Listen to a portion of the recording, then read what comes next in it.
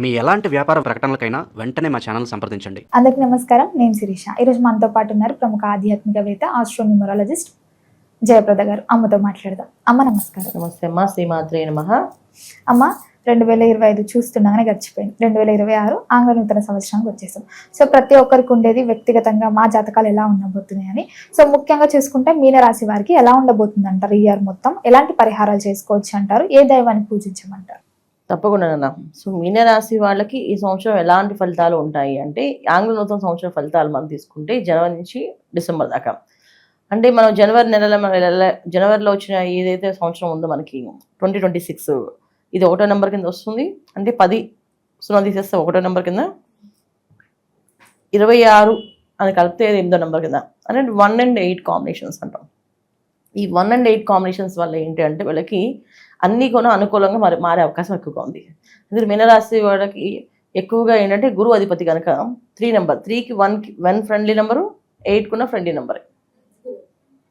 So అందువల్ల ఏంటంటే వీళ్ళకి మంచి ఫలితాలే ఉన్నాయని చెప్పుకోవచ్చు ఈ సంవత్సరంలో. అయితే ఏంటి, ఈ సంవత్సరంలో మంచి ఫలితాలు ఉన్నప్పటికీ కూడా కష్టపడితే వస్తాయి కదా ఫలితాలు, తప్ప సుఖపడి ఏదో లాటరీ లాగా ఏదో లాజిక్స్ చేస్తే, మ్యాజిక్లు చేస్తే వస్తాయని మాత్రం కాదు. ఎవరైతే కష్టపడి కష్టజీవులు ఉన్నారో వాళ్ళకి ఖచ్చితంగా మంచి ఫలితాలే ఈ సంవత్సరం అంతా కనిపిస్తున్నాయి. మీనరాశి వాళ్ళకి ఈ మంచి ఫలితాల్లో కష్టపడి చదివే వాళ్ళు ఎవరైనా ఫస్ట్ విద్యార్థులు తీసుకుందాం. కష్టపడి చదివే విద్యార్థులందరికీ మంచి ర్యాంక్స్ వచ్చే అవకాశం ఉంది, జాబ్స్ వచ్చే అవకాశం ఉంది.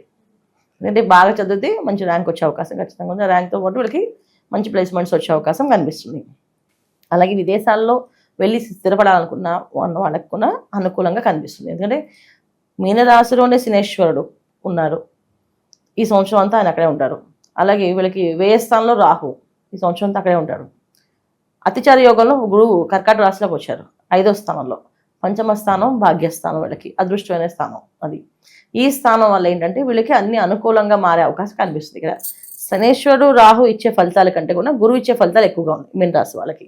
గురు ఫలితం ఎప్పుడైతే ఎక్కువగా ఉందో, జాతకంలో ఏ గ్రహస్థితి బాగాలేకపోయినా ఒక్క గురువు బాగున్నారో చూసుకుంటారు. గురువు బాగున్నారు అనుకోండి, ఆ జాతకం మొత్తం గురుబలం ఉన్న జాతకం ఎలాగైనా సాధించుకొచ్చేస్తారు వాళ్ళు. జాతకం అన్ని గ్రహాలు బాగుండి గురువు బాగాలేరు, గురువు నిజస్థితిలో ఉన్నారంటే మాత్రం ఏ చేసినా వాళ్ళకి కలిసి రాదు. ఎంత లెవెల్లోకి వెళ్దామన్నా సాధించలేకపోతారు. ఇది కష్టం అనమాట.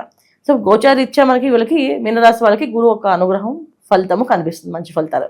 దీనివల్ల ఏంటంటే ఏ ఒక్క పనైనా సాధించుకోవచ్చే అవకాశం ఉంది.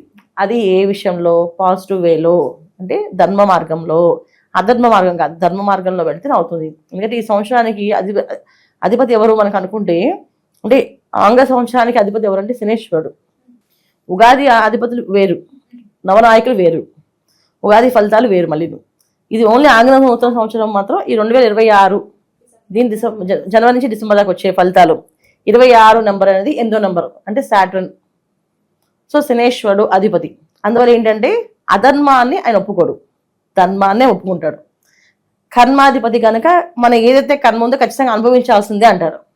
ఈ కర్మ అనుభవించవలసినప్పుడు మనం అది మంచి పనులు చేస్తే అది మంచి కర్మలోకి వెళ్ళిపోతుంది. ఎటువంటి ఇబ్బందులున్నా, పాపకర్మలున్నా తొలగే అవకాశాలు కనిపిస్తున్నాయి. ఇప్పుడు కర్మ అనుభవించాలి అని రాసినప్పుడు, ఒక చెడు ఫలితం అనుభవించాలి అని ఉంటే, మనం పొద్దున్నే లేచి సూర్య నమస్కారం చేసి కాస్త వాకింగ్ చేసామంటే ఆ చెడు ఫలితం తగ్గుతుంది. సో ఎవరైతే అంటే సూర్యోదయం పూర్వం నిద్ర లేచి ఈ ప్రదక్షిణాలు కానీ, గుళ్ళో ప్రదక్షిణాలు చేయడం కానీ, లేకపోతే వాకింగ్ చేయడం కానీ చేయడం వల్ల మంచి ఫలితాలకు వెళ్ళే అవకాశం ఉంది. అంటే ఏంటి అర్థం? ఇక్కడ లేట్ నైట్స్, లైట్ పార్టీస్ తగ్గించేయాలి. ఎర్లీ అవర్స్లో లేవడం, ఎర్లీ అవర్స్లో పనులు చేసుకోవడం చేయాలి. వీళ్ళకి అన్నీ అనుకూలంగా మారే అవకాశం ఎక్కువగా ఉంది. ఇది మీనరాశి వాళ్ళు తీసుకోవాల్సిన ముఖ్యమైన జాగ్రత్తలు. అలాగే విద్యార్థులకి అనుకూలంగా ఉంది. అలాగే ఉద్యోగస్తులకి కొత్త ఉద్యోగాలు వచ్చే అవకాశం ఉంది, మార్పులు వచ్చే అవకాశం ఉంది, ప్రమోషన్లు వచ్చే అవకాశం కూడా ఉంది. అయితే ఈ ఉద్యోగంలో మార్పులు అని మనం ఎందుకన్నామంటే, ఇక్కడ జాతకాలు మళ్ళీ నువ్వు పర్సనల్ జాతకాలు చూసుకోవాలి. పర్సనల్ జాతకంలో లగ్నాలకి ఏమైందో చూసుకుని దాని ప్రకారంగా జరుగుతుంది. ఎందుకంటే గోచార రీత్యా ఫలితాలు ఎప్పుడు కొన్నా అదృష్ట యోగాలు తెచ్చినప్పటికీ కూడా పర్సనల్ జాతకాల్లో యోగం లేనప్పుడు ఈ ఫలితం తక్కువగా ఉంటుంది. అందువల్ల రెండు కూడా కలిసినప్పుడు బ్రహ్మాండమైన ఫలితాలు వీళ్ళు చూడగలుగుతారు. అందుకే ఉద్యోగాలు మార్పులు అనేది, ప్రమోషన్ యోగాలు ఉన్నాయి ఖచ్చితంగా. అలాగే వ్యాపార అభివృద్ధి అనేది ఉంది. మంచి వాళ్ళతో స్నేహాలు కలవడం కానీ, వీళ్ళు ఆలోచనలన్నీ కలిసి ఒక మంచి నిర్ణయం తీసుకొని ఒక మంచి వ్యాపారం చేయడం కానీ జరిగే అవకాశాలు కనిపిస్తున్నాయి మనకి. ఇలా తీసుకుంటే ఇంకా మనం చూసుకుంటే ప్రొఫెషనల్ రంగంలో ఉన్నవాళ్ళు, ప్రొఫెషనల్గా సక్సెస్ అయ్యే వాళ్ళు చాలామంది ఉన్నారు ఇప్పుడు. ఎందుకంటే వీళ్ళకి వ్యయ స్థానంలో రాహు ఉండడం వల్ల ఒక తెలియని శక్తి, ఖచ్చితంగా చేయగలమని నమ్మకం, ధైర్యం వచ్చేస్తుంటుంది. దానికి తోడు పంచమ స్థానంలో గురువు ఉన్నాడు కనుక అది కొంచెం మంచి ఫలితం వస్తుంది.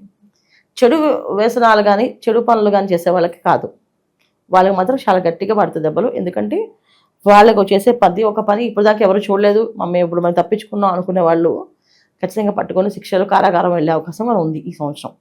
ఎందుకంటే 8 నెంబర్ కదా ప్లానింగ్ మనకు మొత్తం అంతా నడిపేది. ఈ 8 నెంబర్ ఉన్న వాళ్ళు ఏంటంటే ఖచ్చితంగా కారాగారాలు కాస్త చూసే అవకాశాలు ఉంటాయి, దాంట్లో ఉండే అవకాశం ఉంటుంది. తర్వాత పోలీసులతో దాకా వెళ్ళే అవకాశాలు ఉంటాయి, కోర్టు వ్యవహారాల దాకా వెళ్ళే అవకాశాలు ఉంటాయి. ఒక చిన్న పని అయినా, చిన్న మిస్టేక్ అయినా అది పెద్దగా వాళ్ళు మారి వాళ్ళు అక్కడి దాకా వెళ్ళి శిక్ష పడే అవకాశం ఉంటుంది. ఈ విషయాలు చాలా జాగ్రత్తగా ఉండాలి వీళ్ళు. మిగతా విషయాల్లో ధర్మ పరిపాలన చేసే వాళ్ళందరికీ కూడా అనుకూలంగా చాలా భగవంతుడు ఒక అనుకూలం. అంటే ఇప్పుడు మనకి ప్రకృతి కూడా సహకరించి దానికి తోడైంది అనుకోండి, అన్ని పనులు అవుతాయి ఫాస్ట్గా. అలా వీళ్ళు ఏదైనా చేద్దామని ధర్మంగా అనుకుంటే ప్రకృతి వీళ్ళకి సపోర్ట్ చేస్తుంది, ఖచ్చితంగా మంచి పనులు అయ్యే అవకాశం ఉంది. సో ఉద్యోగస్తులకి బాగుంది, వ్యాపారస్తులకి బాగుంది, ప్రొఫెషనల్ రంగంలో ఉన్న వాళ్ళకి బాగుంది. ఇక రాజకీయ నాయకులుగా రాజకీయ పరంగా చూసుకుంటే రాజకీయ నాయకులు ఎవరైతే దేశ సేవ చేద్దాం అనుకున్న వాళ్ళందరికీ బాగుంది. ఎందుకంటే కష్టపడి పనిచేసే వాళ్ళకి ఈ సంవత్సరం గుర్తింపు అనేది ఉంది. వాళ్ళకి ఈ ప్రతి సంవత్సరం కష్టపడుతున్న వాళ్ళకి గుర్తింపు ఉండదు, కానీ ఈ సంవత్సరం కష్టపడే వాళ్ళకి ఫలితం ఉంటుంది, గుర్తింపు ఉంటుంది, మంచి స్థాయిలో ఉండే అవకాశం ఎక్కువగా ఉంటుంది. ఇక సినీ రంగాల్లో ఉండే వాళ్ళందరికీ కూడా చాలా బాగుంది ఈ సంవత్సరం. ఎందుకంటే శనేశ్వరుడు ఎప్పుడు కూడా మనకి మంచి అధికారాన్ని, తర్వాత దర్పాన్ని ఇస్తుంటాడు. అలాగే గురువు కొని పంచమ స్థానం ఉన్న కనుక వీళ్ళకి మంచి ఫలితాలు, సూపర్గా వెళ్ళే హై రేంజ్లోకి వెళ్ళే అవకాశాలు రైటర్స్కి, యాక్టర్స్కి, డాక్టర్స్కి అందరికీ కూడా చాలా చాలా బాగుంది. ఇక సంతాన భాగ్యం కోసం ఎదురు చూసే వాళ్ళందరికీ కూడా సంతానం కలిగే అవకాశం కూడా ఈ సంవత్సరం బాగుంది. వివాహ ప్రయత్నాలు చేసేవాళ్ళు వివాహాలు అయ్యే అవకాశం కూడా ఉంది.